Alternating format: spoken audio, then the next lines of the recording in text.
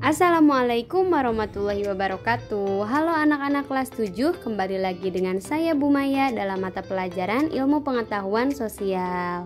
Nah, gak kerasa liburan semester ganjil tuh udah beres dan sekarang kita memasuki semester genap. Tetap semangat walaupun belajarnya kita masih pakai tahapan daring ya.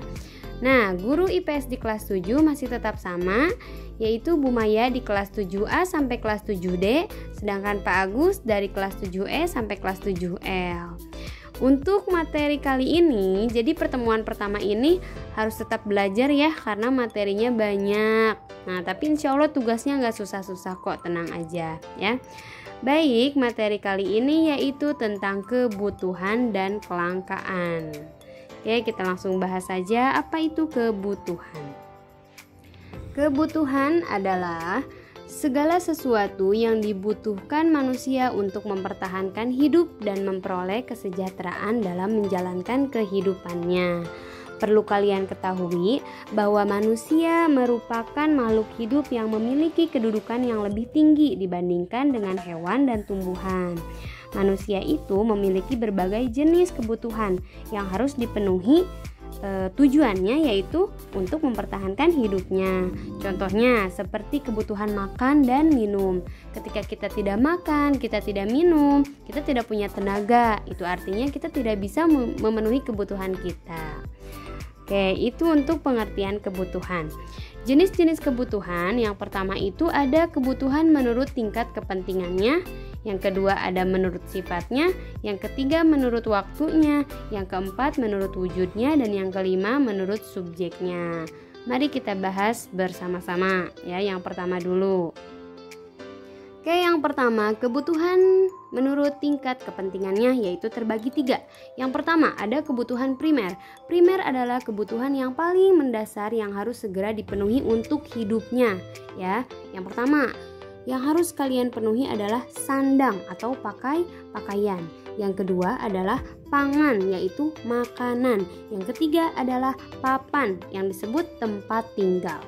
Ketika seseorang mau memenuhi kebutuhan primer, hal yang pertama dibutuhkan pasti adalah pakaian dulu, yang dimana pakaian fungsinya untuk menutupi tubuh kalian, gitu kan. Yang kedua, setelah udah memiliki pakaian, kemudian pasti membutuhkan makanan atau pangan disebutnya. Setelah punya makan, akhirnya memenuhi kebutuhan papan, yaitu tempat tinggal.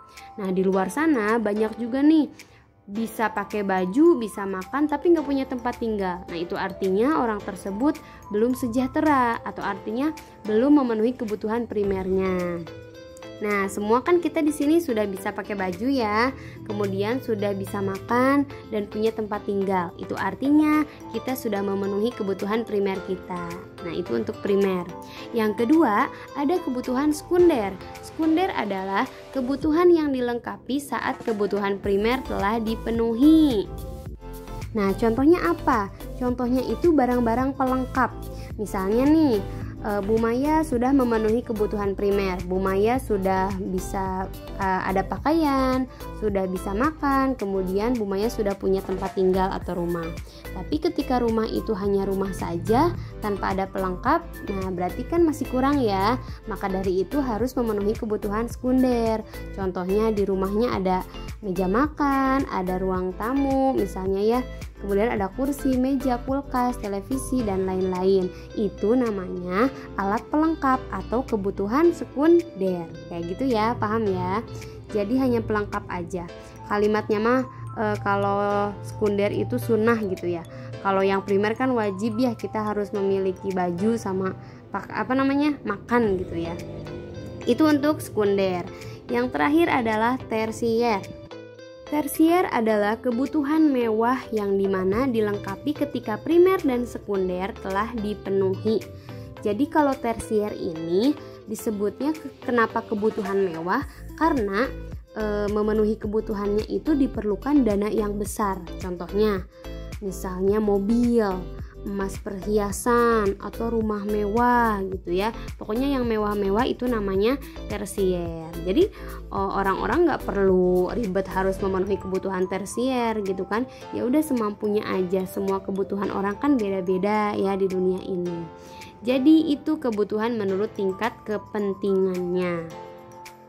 Nah, selanjutnya ada yang kedua, kebutuhan menurut sifatnya. Itu terbagi dua. Yang pertama, kebutuhan jasmani. Jasmani adalah kebutuhan yang berhubungan dengan keadaan jasmani atau fisik seseorang terhadap barang dan jasa. Jadi, maksudnya jasmani itu adalah kebutuhan yang dirasakan oleh fisik. Contohnya mandi misalnya ya, ketika kalian gak mandi misalnya gerah, bau, tapi ketika sudah mandi jadi seger, jadi sehat. Nah, kemudian bisa jadi olahraga ya, ketika kita tidak olahraga kita jadi lemas, tapi ketika kita mengikuti olahraga dengan rutin badan kita akan sehat. Kan itu dirasakannya oleh apa? Oleh fisik. Nah, itu namanya kebutuhan jasmani. Ya, paham ya sampai sini? Yang kedua ada kebutuhan rohani. Rohani adalah disebut sebagai kebutuhan spiritual yang bersifat kejiwaan. Kenapa kejiwaan, Bu? Karena ketika orang melakukan kebutuhan rohani itu jiwanya akan tenang. Contohnya emang ngapain, Bu? Bisa jadi orang itu sedang ibadah. Nah, ketika kita melakukan ibadah, misalnya orang Islam melakukan sholat. Nah, ketika udah sholat pasti tenang gitu kan, hati itu tenang. Nah, itu namanya kebutuhan rohani. Kemudian bisa juga mendengarkan musik. Misalnya musik yang memang kalian dengarkan itu kalian senang dengan lagunya. Nah, jadi kan tenang di jiwa kaliannya juga. Jadi gitu ya. Itu untuk rohani yang dimana memenuhi kebutuhan jiwa kalian. Kaliannya puas gitu ya. Lanjut yang ketiga, kebutuhan menurut waktunya terbagi dua. Yang pertama, kebutuhan sekarang adalah kebutuhan yang harus dipenuhi saat ini juga, yang tidak bisa ditunda. Contohnya gimana? Misalnya sedang sakit. Ketika sakit tidak mungkin dibiarkan, itu harus ditangani. Ya, ketika ada orang yang sakit harus diperiksa ke dokter, kemudian minum obat. Nah, itu namanya kebutuhan sekarang yang urgent ya, yang harus dilakukan saat itu juga. Atau enggak kecelakaan, misalnya terjadi kecelakaan. Nah, itu kan harus ditindaklanjuti gitu kan. Nah, zaman sekarang orang-orang kalau ada yang kecelakaan malah bukan ditolongin kan, di video dulu gitu kan, diviralkan dulu baru ditolongin. Nah, nggak boleh. Karena kebutuhan sekarang itu karena kecelakaan itu masuknya kebutuhan sekarang gitu.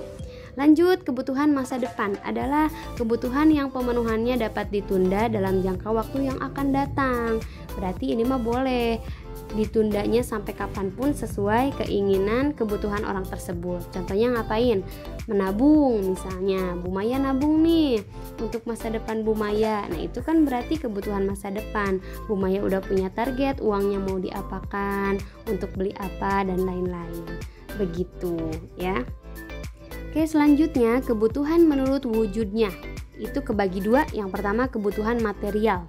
Material yaitu kebutuhan yang berupa barang yang dapat dilihat dan diraba.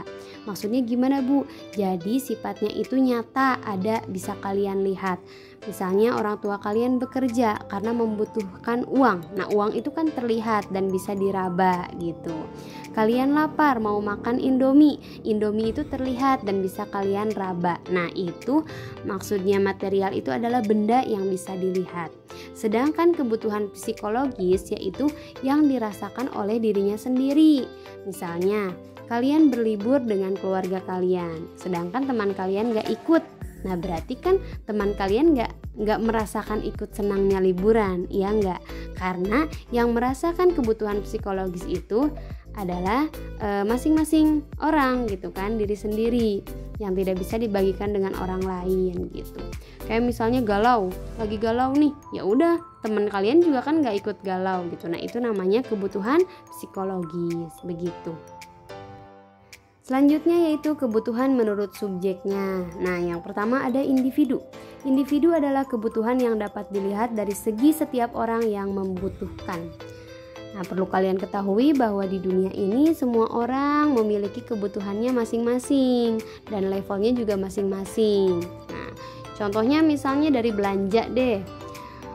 Misalnya Bu Maya lebih senang belanja ke pasar, sedangkan teman Bu Maya lebih senang belajarnya di online. Nah, itu kan namanya kebutuhan menurut subjeknya ya, karena beda-beda tiap individu keperluan belanjanya seperti apa gitu. Kemudian yang kedua ada kebutuhan kelompok, yang dimana kebutuhan kolektif yang menjadi alat pemuas kebutuhan yang digunakan bersama-sama. Contoh misalnya pembangunan jalan raya misalnya, atau pembangunan jembatan. Kan kalau jembatan dibangun itu kan untuk semua orang, ya kan? Semua orang membutuhkan jalan itu. Jadi itu namanya kebutuhan kelompok.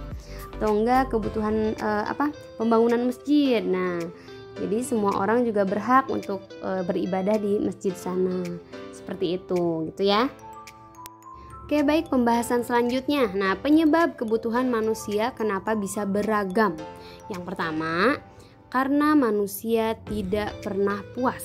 Nah, kalian merasa gak sih ketika kalian udah beli sesuatu, tapi kok malah mau beli lagi yang lain gitu. Nah, itu sifat manusia itu tidak pernah merasa puas. Ya wajar, karena kita manusia gitu. Itu ya. Yang kedua, ada yang namanya lingkungan sosial. Nah, biasanya lingkungan sosial ini memiliki pengaruh terhadap kebutuhan manusia. Misalnya, cara berpakaian masyarakat di desa pada umumnya memiliki cara khas menurut tradisi dan adat istiadat mereka. Sedangkan yang di kota memiliki gaya hidup yang lebih modern, misalnya gaya pakaiannya. Nah, bisa jadi kebutuhan manusia bisa dibedakan dari lingkungan sosial seperti itu. Yang ketiga, dari pendapatan. Pendapatan itu adalah gaji seseorang ya, atau upah yang dimana yang didapatkan dari hasil kerja kerasnya. Ketika gajinya meningkat atau penghasilannya meningkat, maka kebutuhannya juga akan meningkat, gaya hidupnya juga akan berbeda. Biasanya seperti itu ya. Gaji misalnya jadi seorang direktur, wah pasti kebutuhannya juga lebih tinggi gitu dibandingkan yang bekerja sebagai guru, misalnya sebagai petani gitu, akan beda penghasilannya ya, dan beda kebutuhannya juga. Kemudian yang keempat, tingkat pendidikan. Nah, berpengaruh kepada kebutuhan manusia. Kenapa berpengaruh? Nah, contohnya gini. Kalian misalnya saat SD kebutuhannya tidak terlalu banyak dibandingkan ketika kalian masuk ke SMP misalnya. Kemudian nanti akan berbeda lagi ketika kalian masuk ke SMA. Wah, kalian butuh laptop, butuh ini, butuh itu. Nah, itu kebutuhan yang dimana membedakan antar tingkat pendidikan. Apalagi ketika nanti kalian sudah masuk ke jenjang perkuliahan. Nah, pasti pengeluaran atau kebutuhan yang diperlukannya juga akan lebih tinggi. Begitu ya. Dan yang terakhir adalah kemajuan iptek. Iptek itu apa? Ilmu pengetahuan dan teknologi ya. Teknologi nih ya yang paling meningkat di kehidupan kita itu. Contohnya kayak belanja online aja. Dulu kita nggak ada belanja online tuh boro-boro gitu kan. Kita harus pergi ke pasar gitu ya. Harus nyari-nyari kemana barangnya.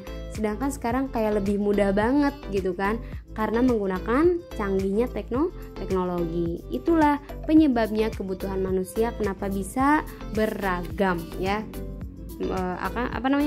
Makin meningkat kebutuhannya. Oke, pembahasan selanjutnya tentang kelangkaan. Kelangkaan adalah suatu kondisi ketidakseimbangan antara sumber daya yang bersifat terbatas dengan kebutuhan manusia yang tidak terbatas. Maksudnya seperti apa? Jadi kelangkaan itu disebut sebagai masalah manusia ya. Karena ketika manusia kebutuhannya sudah banyak, tapi alat pemenuhan kebutuhannya itu masih kurang, masih terbatas.